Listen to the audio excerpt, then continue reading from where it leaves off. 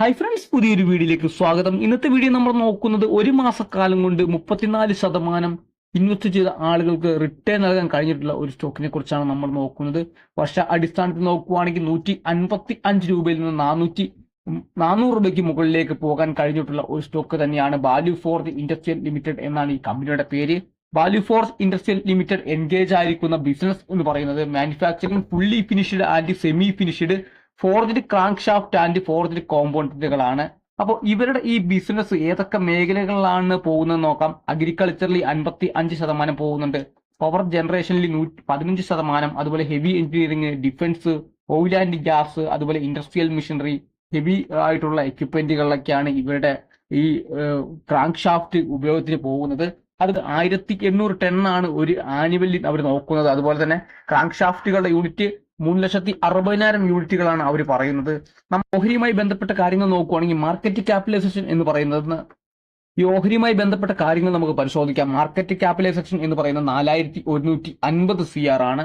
ഇപ്പോൾ stock trade ചെയ്ത് 404 രൂപയിലാണ്. സ്റ്റോക്കിന്റെ P എന്ന് പറയുന്നത് 44.3 ആണ്.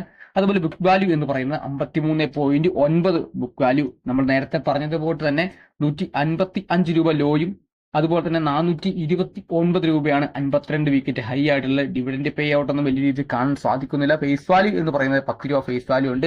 ROയിലേക്ക് നോക്കുമ്പോൾ 25% ROയും, ROCയിലേക്ക് നോക്കുമ്പോൾ 30% ROCയും ഉള്ള ഒരു സ്റ്റോക്ക് തന്നെയാണ്. സ്റ്റോക്കിന്റെ ചാർട്ട് പരിശോധിക്കുമ്പോൾ 2021 ജൂലൈ 175 രൂപയിൽ നിന്ന് വീണ്ടും അത് മുകളിലേക്ക് പോയി ഏകദേശം ഒരു 286 പോയിട്ട് വീണ്ടും നോക്കിക്കഴിഞ്ഞാൽ അറിയാൻ സാധിക്കും. മാർച്ച് മാസം 2024 മാർച്ചിലൊക്കെ നമുക്ക് 164 രൂപയിലേക്ക് വീഴുകയുണ്ടായി. തിരിച്ച് അവിടെ നിന്ന് റിക്കവറി എടുത്തുകൊണ്ടാണ് മുകളിലേക്ക് പോയിട്ടുള്ളത്. ഇപ്പോൾ 429 എന്ന് പറയുന്ന ഹൈ ടച്ച് ചെയ്തുകൊണ്ട് 404 സ്റ്റോക്ക് നിൽക്കുന്നത്. കമ്പനി ഓൾമോസ്റ്റ് ഡെപ്റ്റ് ഫ്രീ ആയിട്ടുള്ള കമ്പനിയാണ്. അതുപോലെ തന്നെ ഗുഡ് ആയിട്ടുള്ള ഒരു ക്വാർട്ടർ തന്നെയാണ് അവർ പ്രതീക്ഷിക്കുന്നത്.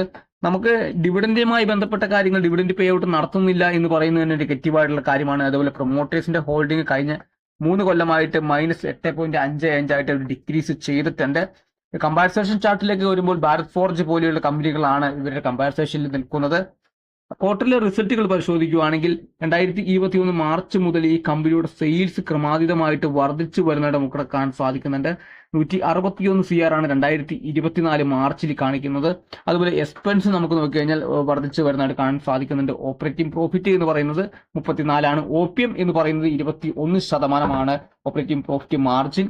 അതുപോലെ തന്നെ നമുക്ക് നെറ്റ് പ്രോഫിറ്റിലേക്ക് നോക്കുമ്പോൾ 28 കോടിയുടെ നെറ്റ് പ്രോഫിറ്റ് ആണ് കഴിഞ്ഞ 2024 മാർച്ചിൽ നമുക്ക് കാണാൻ സാധിക്കുന്നത്. കഴിഞ്ഞ ഡിസംബർ ക്വാർട്ടറിനെ അപേക്ഷിച്ച് നോക്കുമ്പോൾ നെറ്റ് പ്രോഫിറ്റിൽ ചെറിയ രീതിയിലുള്ള വർധനവ് ഉണ്ടായിട്ടുള്ള 25 കോടിയായിരുന്നു. നമുക്ക് EPS നോക്കുമ്പോൾ 2.74 ആണ് EPS. അതുപോലെ ഇയർലി ഉള്ള ഒരു പ്രോഫിറ്റ് ആൻഡ് ലോസ് സ്റ്റേറ്റ്മെന്റ് നമ്മൾ പരിശോധിക്കുകയാണെങ്കിൽ സെയിൽസ് കഴിഞ്ഞ 2021 മാർച്ചിൽ 142 CR ഉണ്ടായിരുന്നത് 2024 മാർച്ചിലേക്ക് വന്നപ്പോൾ 560 CR ആയിട്ട് സെയിൽസ് ഉയർന്നതായിട്ട് നമ്മൾ കാണാൻ സാധിക്കുന്നുണ്ട്. അതുപോലെ തന്നെ ഓപ്പറേറ്റിംഗ് പ്രോഫിറ്റ് എന്ന് പറയുന്നത് 119 CR ആണ് 2024 മാർച്ചിൽ. 2023 50 CR മാത്രമായിരുന്നു ഉണ്ടായിരുന്നത്, 50 കോടിയായിരുന്നു ഉണ്ടായിരുന്നത്. ക്രമാതീതമായിട്ട് അവരുടെ ഓപ്പറേറ്റിംഗ് പ്രോഫിറ്റും ഇൻക്രീസ് ആയിട്ടുണ്ട്. അതുപോലെ തന്നെ നെറ്റ് പ്രോഫിറ്റിലേക്ക് വരുമ്പോൾ 94 CR ആണ് നെറ്റ് പ്രോഫിറ്റ്. കഴിഞ്ഞ ഇയറിനെ കമ്പയർ ചെയ്യുമ്പോൾ 39 CR മാത്രം ഉണ്ടായിരുന്ന നെറ്റ് പ്രോഫിറ്റ് കാര്യമായിട്ടുള്ള ഒരു വർധനവ് തന്നെയാണ് കമ്പനി ഉണ്ടായിട്ടുള്ളത്. അതുപോലെ തന്നെ നമുക്ക് ഡിവിഡൻഡ് പേ ഔട്ട്, നമുക്ക് നേരത്തെ പറഞ്ഞതുപോലെ ഡിവിഡൻഡ് പേ ഔട്ട് ഒരു കമ്പനി നടത്തുന്നില്ല എന്ന് പറയുന്നതിന് നെഗറ്റീവ് ആയിട്ടുള്ള കാര്യമാണ്. ബാലൻസ് ഷീറ്റിലേക്ക് വരുമ്പോൾ ഈ കമ്പനിയുടെ കടത്തിൽ 49 CR മാത്രമാണ് കാണുന്നത്. അപ്പോൾ നമുക്ക് അവിടെ നോക്കിക്കഴിഞ്ഞാൽ റിസർവേഴ്സ് എന്ന് പറയുന്ന കാര്യങ്ങൾ നോക്കുവാണെങ്കിൽ 450 കോടിയായിട്ട് റിസർവേഴ്സ് ഉണ്ട്. കരുതൽ മൂലധനമായിട്ട് 450 കോടി ഇവിടെ കാണാൻ സാധിക്കുന്നുണ്ട്. വലിയ രീതിയിലുള്ള കടം ഇല്ലാത്ത ഒരു കമ്പനിയാണ്. ക്യാഷ് ഫ്ലോ സ്റ്റേറ്റ്മെന്റ് ഒക്കെ നോക്കുമ്പോൾ 83 CR പോസിറ്റീവ് ക്യാഷ് ഫ്ലോ ആണ് നമുക്ക് കാണാൻ സാധിക്കുന്നത്. അതുപോലെ തന്നെ ഷെയർ ഹോൾഡിംഗ് പാറ്റേണിലേക്ക് വരുമ്പോൾ 54.7% പ്രൊമോട്ടേഴ്സ് ഹോൾഡ് ചെയ്യുന്നത്. 50% മുകളിലായിട്ട് പ്രൊമോട്ടേഴ്സിന്റെ ഹോൾഡിംഗ് ഉണ്ട്. പ്രൊമോട്ടേഴ്സ് കാര്യമായിട്ട് ഹോൾഡ് ചെയ്യുന്നുണ്ട്. അതുപോലെ തന്നെ നമ്മൾ നോക്കേണ്ടത് FIAയുടെ ഒരു കാര്യമാണ്. 8.51% FIA ഹോൾഡ് ചെയ്യുന്നത്.